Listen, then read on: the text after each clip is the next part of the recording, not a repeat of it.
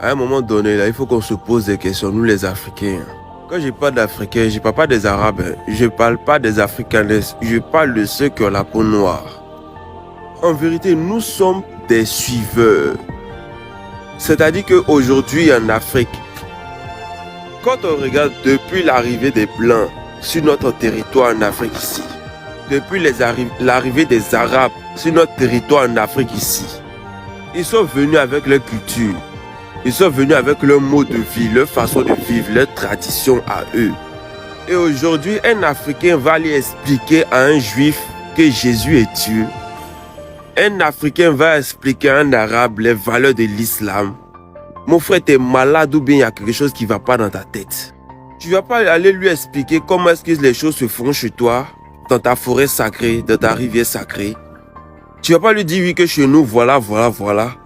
C'est toi, tu vas venir lui démontrer que Jésus est Dieu. Tu vas lui démontrer que le Coran est vrai ou bien la Bible est fausse ou bien des débats inutiles. Les Arabes sont arrivés avec l'islam au 9e siècle en Afrique. Les Européens sont arrivés entre le 12e et le 13e siècle en Afrique. C'est quoi le bilan de la religion pour nous les Africains? C'est-à-dire que depuis tout ce temps-là, qu'est-ce que la religion nous a apporté, nous, concrètement? Il faut qu'on se dise les vérités. Qu'est-ce qu'elle nous a apporté? La religion nous a apporté quoi en Afrique? Quand tu parles, on dit non, que tu blasphèmes, que tu fais les trucs de philosophie. Hey, la philosophie est née en Afrique. Si vous ne savez pas, laissez-moi vous informer. La philosophie est née en Afrique. Tous les grands philosophes, tous les grands mathématiciens, tous ils ont étudié en Afrique. Mais ce sont eux leurs noms, on met dans des livres, dans des documents.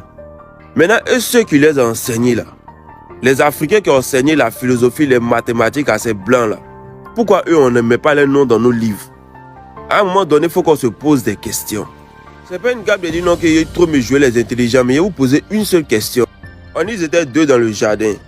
Après, on les a gagné du jardin, c'était 4. C'est-à-dire qu'ils ont eu 2 enfants. L'un a tué l'autre.